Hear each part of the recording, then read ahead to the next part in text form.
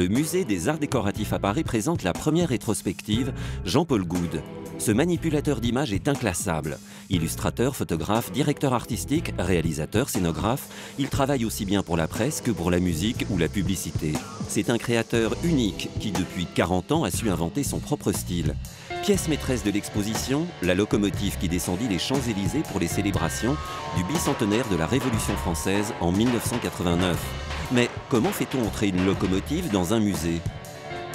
En 3 morceaux, c'est tout du bois. Vous savez que ce n'est pas simplement une locomotive, c'est une locomotive surdimensionnée. Parce que pour les Champs-Élysées, on aurait pu très bien prendre une vraie, la désosser, je ne sais pas si on aurait pu, non, je crois que ça aurait défoncé le sol. Mais c'est petit, une locomotive, par rapport à ça. Et donc c'est tout en bois, donc c'est un décor, c'est de l'artisanat. Et c'est pour ça que ça a sa place ici même. Dès ses débuts, dans les années 70, Jean-Paul Goude s'intéresse à ceux qui n'intéressent pas la société. Il corrige les corps, les exagère, les sublime. Bref, il subvertit pour créer de nouvelles icônes féminines. J'ai décidé de faire partager mon enthousiasme pour elle à travers un public qui apparemment, au départ, peut être même réfractaire. Un exemple typique est Grace Jones, qui était considérée comme un travelot, ridicule, grotesque. C'est un personnage ambigu, un peu masculin, et c'est précisément ça qui est intéressant chez elle.